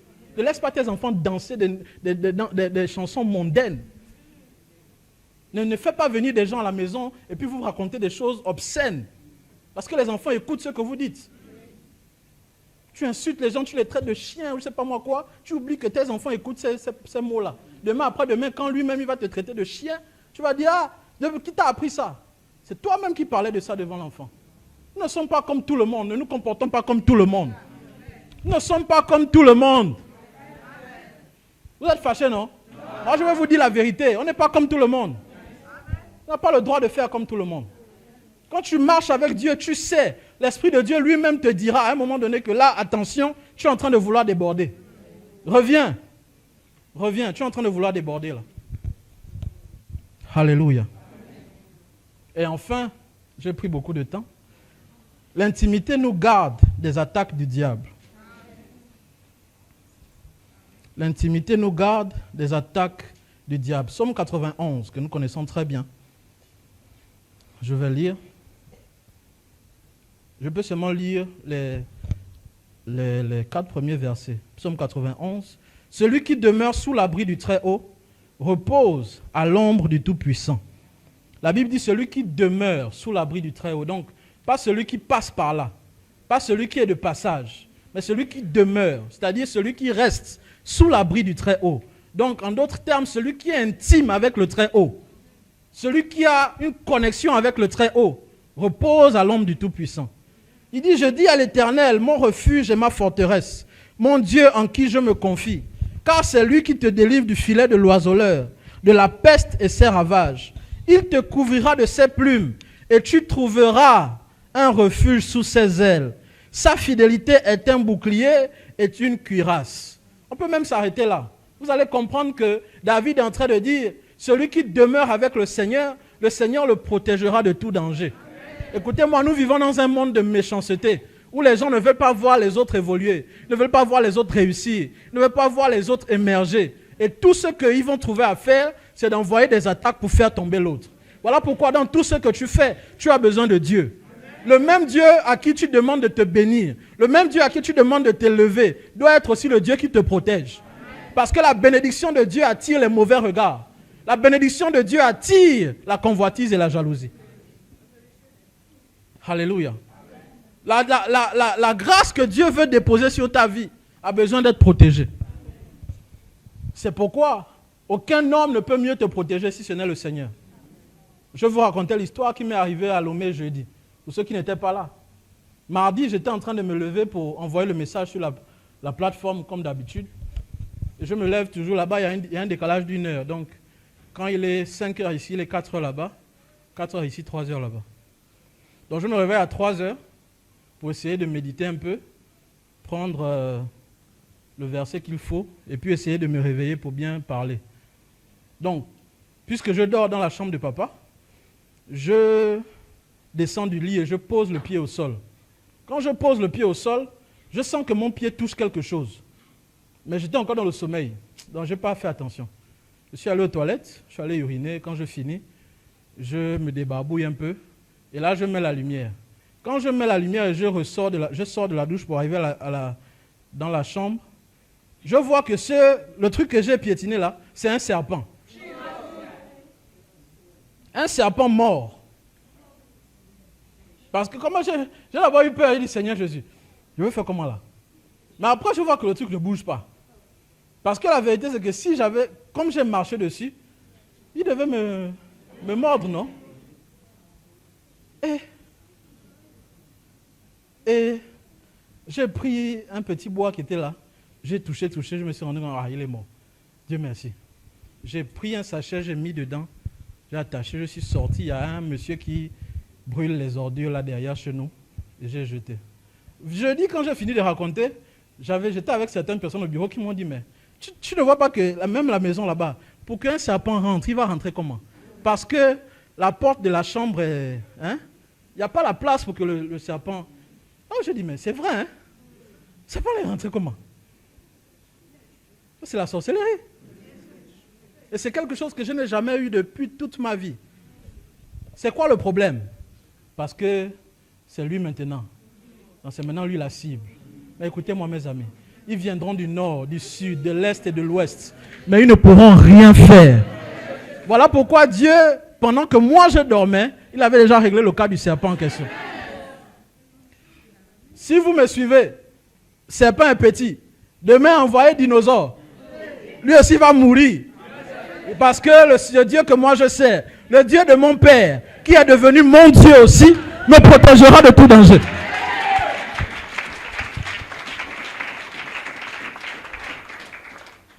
Un serpent, pour la première fois de ma vie, je vois un serpent comme ça, mais mort.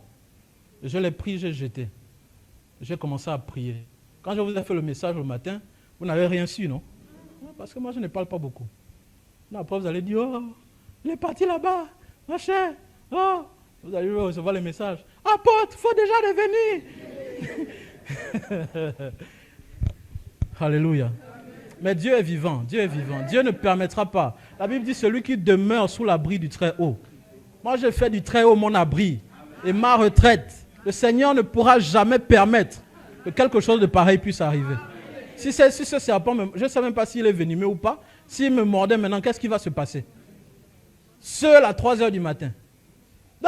Mais je ne comprends pas par où il est rentré. Ça, c'est quelque chose, peut-être c'est apparu comme ça dans la chambre. Peut-être c'est un être humain qui s'est transformé, je ne sais pas. Mais moi, je dormais, sans vous mentir, je dormais profondément. En tout cas, je dormais bien. Quand je me suis réveillé, j'ai jeté. Tonton Achille m'a envoyé le message qu'il voyage. Moi, je dormais encore quand il m'a envoyé le message. Je me suis réveillé après pour dire, tu voyages, ok, pardon. Il faut partir, bon voyage. Quelqu'un d'autre, comme il a vu le serpent là, il ne va plus dormir. Il ne va plus dormir, il ne va plus dormir. Quoi? Il ne va plus dormir. Jusqu'à présent, je n'ai même pas dit à ma tante qui est avec moi à la maison là-bas que j'ai vu le serpent. Sinon, elle va dire non, moi je ne dors plus ici. Je ne dors plus ici. Mais comme nous servons un Dieu vivant, qui nous garde et qui nous protège de tout danger. Voilà pourquoi, mes bien-aimés, quand tu pries, tu marches avec Dieu, il faut avoir une relation sincère avec Dieu. Parce que le monde en face de nous, le monde des ténèbres en face de nous, eux, ils ne jouent pas. Quand toi, tu blagues avec ta vie chrétienne, là, aujourd'hui, tu es chrétien, demain, tu es comme ça, après-demain, tu fais du chaud et du froid. L'ennemi te regarde, il dit, mais lui, là, s'il ne sait pas faire, je vais finir avec sa vie. Alléluia. Quand tu veux marcher avec Dieu, sois sérieux. Sois sérieux. Parce qu'en face de nous, nous avons des ennemis qui travaillent 24 heures sur 24. Quand toi tu dors, eux ils sont là contre toi. Avant on me disait ça, mais ce jour-là j'ai expérimenté ça. Moi-même j'en parlais. Oh, même quand tu dors, l'Éternel veille. Moi-même j'ai vu ça le jour-là. Que, si ce n'est pas Dieu qui garde, mais qu'est-ce qui pourrait se passer? Mais ils sont vaincus au nom de Jésus. Je dis, ils sont vaincus au nom de Jésus. Si aujourd'hui ils sont passés par le serpent, ça n'a pas marché. Demain ils passent par un accident, ça ne marchera pas. Après demain ils passeront par la maladie, ça ne marchera pas. Demain après demain ils passeront par quelque chose, ça ne marchera pas. Que ce soit dans ma vie, que ce soit dans ta vie, ça ne marchera pas. Parce que le Dieu que nous prions, c'est le Dieu qui nous garde et qui nous protège. Dis-moi amen au nom de Jésus. Alléluia.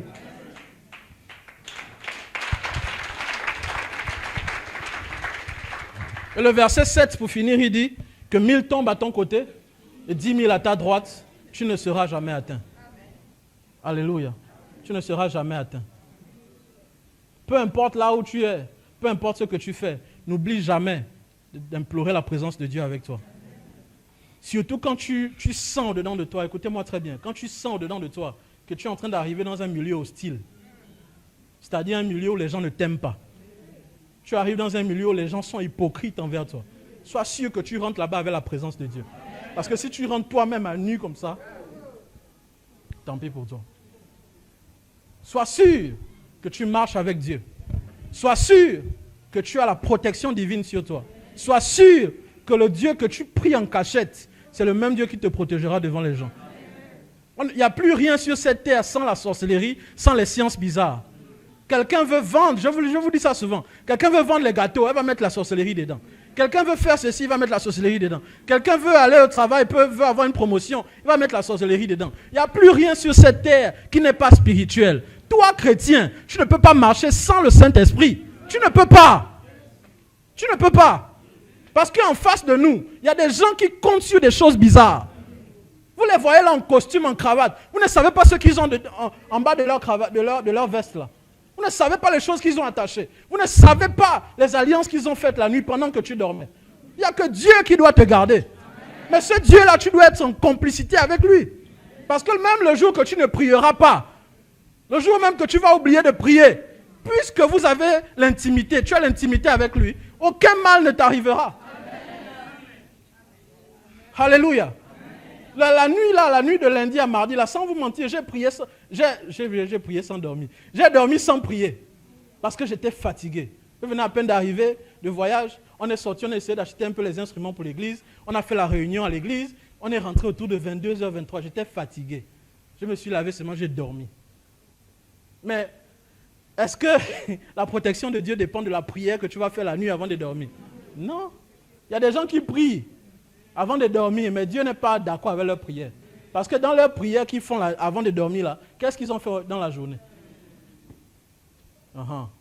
C'est ta vie personnelle qui valide les prières que tu fais. Est-ce que je parle aux gens? C'est ta vie que tu mènes, ta vie de tous les jours que tu mènes là. C'est ça qui va valider tes prières. Voilà pourquoi nous aujourd'hui, on prie beaucoup. On parle en langue, on tue les démons, on envoie le feu. Mais après, on est sans résultat. Pourquoi? Parce que les mêmes qui envoient le feu, c'est les mêmes qui mènent des mauvaises vies. Mais ta vie que tu mènes là ne valide pas la prière que tu as fait le dimanche. Donc tu tournes en rond. Bon, j'ai fini de parler. Vous êtes fâchés.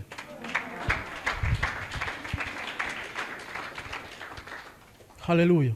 En conclusion, ce que nous devons retenir, c'est que l'intimité, c'est la base de notre marche chrétienne. L'intimité nous bénit, l'intimité nous garde, l'intimité nous permet de savoir que nous ne sommes pas comme les autres. Et l'intimité nous protège des ruses du diable. Et par-dessus tout, c'est grâce à l'intimité que nous avons avec notre Dieu qu'un jour nous verrons le ciel. N'oublions jamais ça. Nous prions pour la bénédiction, nous prions pour la prospérité. Toutes ces choses ne sont pas mauvaises. Mais il faut savoir également que par-dessus tout ce que Dieu peut te donner, tu as besoin d'être accroché à lui. Pour que même ce qu'il te donne ne te détourne pas de lui. Beaucoup ont reçu des bénédictions de Dieu et ces bénédictions ont été des occasions de chute pour eux. Alléluia. Mais toi, ce que Dieu veut te donner, il veut que cela soit pour toi et que cela ne t'éloigne pas de lui.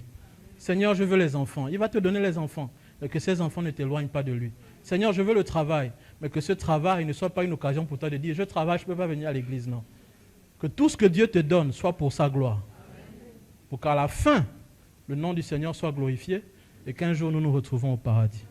Que le Seigneur bénisse sa parole.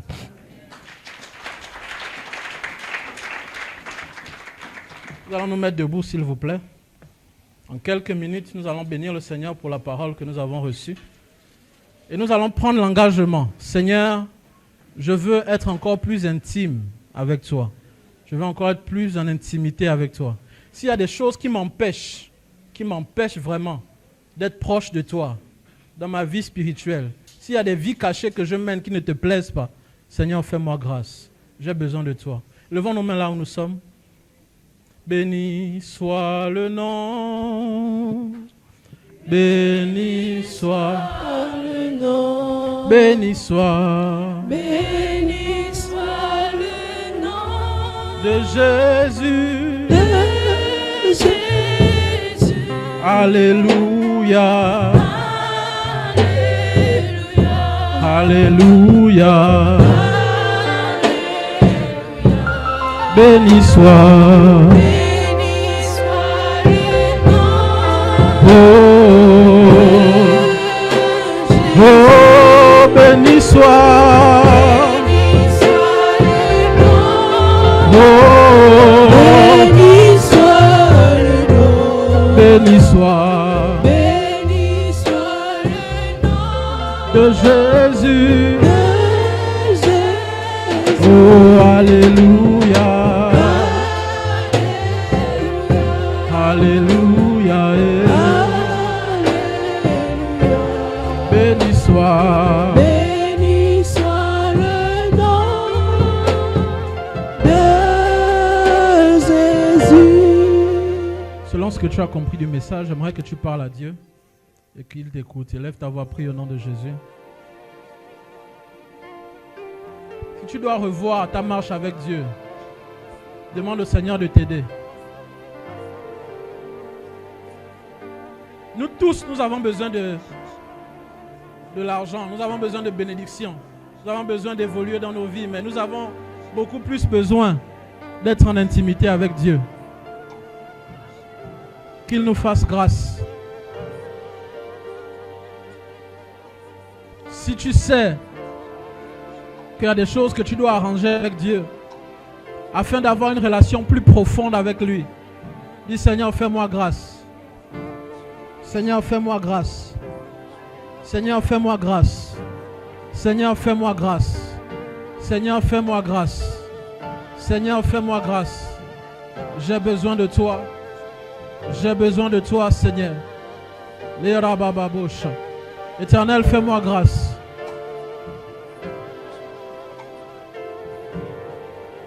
Merci, Seigneur. Reçois la gloire. Au nom de Jésus, nous venons de prier. La deuxième prière que nous allons faire, c'est le dernier point que j'ai évoqué. Celui qui demeure sous l'abri du Très-Haut repose à l'ombre du Tout-Puissant. La vérité, c'est que nous sommes devenus la cible du monde des ténèbres, encore un peu plus qu'avant. Parce que nous avons choisi de continuer le combat, même après le départ de notre Père. Et les mauvais regards sont sur nous. Mais nous allons prier le Seigneur, puisque nous demeurons sous son abri, qu'il nous préserve du malheur, qu'il nous préserve des dangers. Oh, nous ne connaîtrons pas de mauvaises nouvelles. Nous refusons les attaques et les flèches de l'ennemi. Que cela retourne à l'envoyeur. Quelqu'un apparaît dans la chambre de quelqu'un, transformé comme un oiseau, comme un serpent, comme un crabe, comme un scorpion, qu'il soit frappé de mort. Élevons nos voix, prions au nom de Jésus. Que le Seigneur nous garde. Le Seigneur nous garde.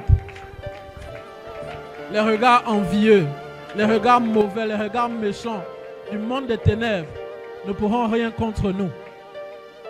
Prie pour toi-même, prie pour tes enfants, prie pour ta maison. Les kantarababo shataya baba, les rosa, les shataya badesa, les nterababo sataya baba, les kandarabre saï de vie de gloire. Dans le nom de Jésus, nous refusons toute œuvre des ténèbres. Nous refusons toute œuvre du diable. Nous renversons les œuvres des ténèbres. Nous renversons les plans de la sorcellerie. Nous détruisons toute œuvre du diable. Toute œuvre des méchants. Toute œuvre des ténèbres. Toute œuvre de la sorcellerie. Toute attaque des ténèbres. Makalabaradesa. L'enterebaya de dosha. Les soparade. Shekaria de veri de gloire. Les santé levi de gloire. Ma les soperia. Sheka les paria. L'enderebadesa. Les sopara de ve. Shete la manesa. Eka les sopleria. Mandere bosha. Mandere da desha. Les sopleria de vie. Oh Père. Maradadada baba baba bash. Maradadada baba bashete. Maradadada baba babosha. Les sante les baradadesha. Merci Seigneur. La sopleria. Le Saint-Esprit me met à cœur. Le Saint-Esprit me met à cœur que nous puissions prier pour la nation. Saint-Esprit me met à cœur, je ne sais pas pourquoi, que nous puissions prier pour le pays. Nous allons prier pour la nation. Nous allons demander au Seigneur d'avoir sa main sur ce pays. Que le Seigneur veille sur nos dirigeants, veille sur le chef qu'il a établi sur le pays, veille sur sa famille, veille sur tous les collaborateurs. Nous allons demander au Seigneur que sa main soit sur cette nation. Je ne sais pas pourquoi, mais je le sens vraiment dans mon esprit.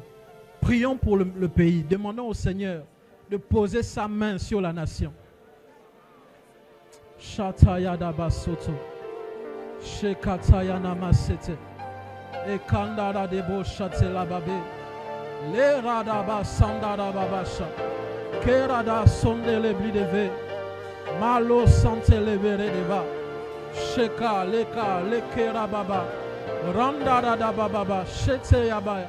Kero de bla sanda. Oh Père, toi qui connais ce qui se passe dans le secret, nous prions Seigneur que ta main soit étendue sur cette nation. Oh Père, que les ennemis de cette nation soient frappés au nom de Jésus. Oh Père, tous ceux qui veulent voir cette nation s'enfoncer, qu'ils soient honteux et confus.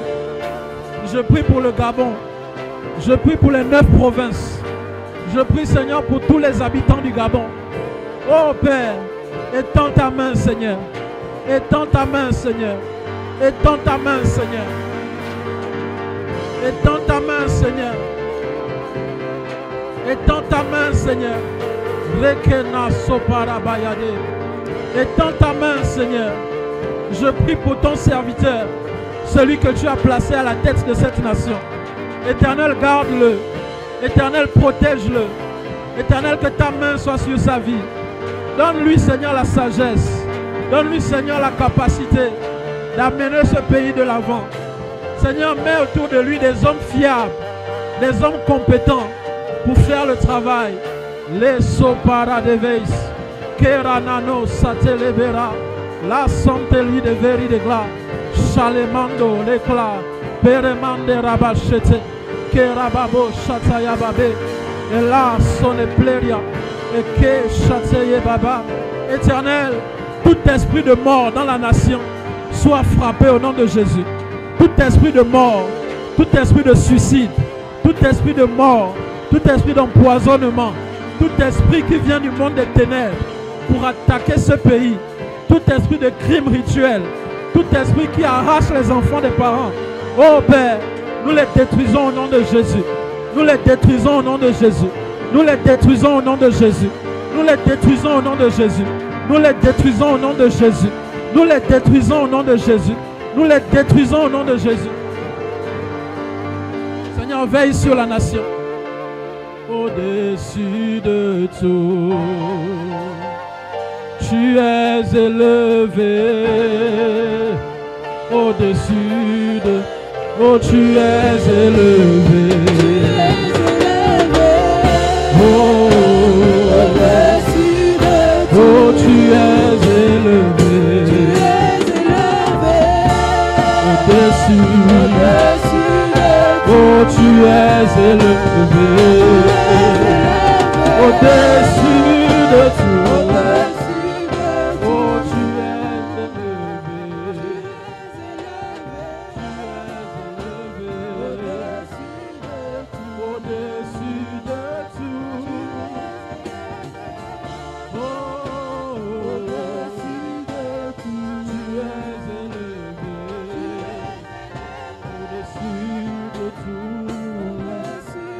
Oh, tu es élevé.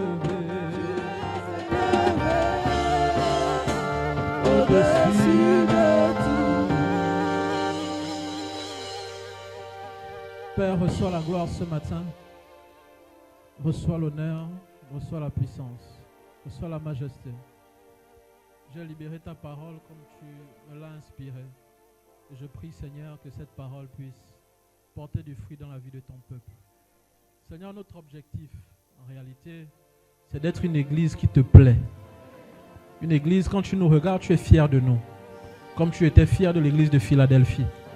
Que tu nous regardes et que tu sois fier de nous. Que le travail que ton serviteur a abattu pendant toutes ces années ne soit pas vain.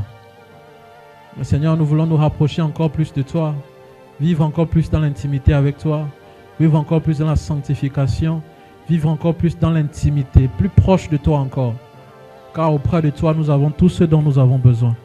Fais-nous grâce éternelle, fais-nous grâce. Béni soit ton nom pour ce matin. Quelqu'un est-il venu avec un souci particulier? Seigneur, réponds à son cri et accorde-nous la victoire. Cette semaine qui commence, qu'elle soit bénie, remplie de grâce et de faveur.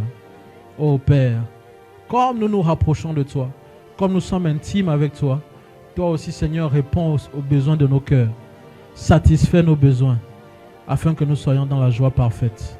Que ton nom seul soit glorifié, au nom puissant de Jésus. Amen.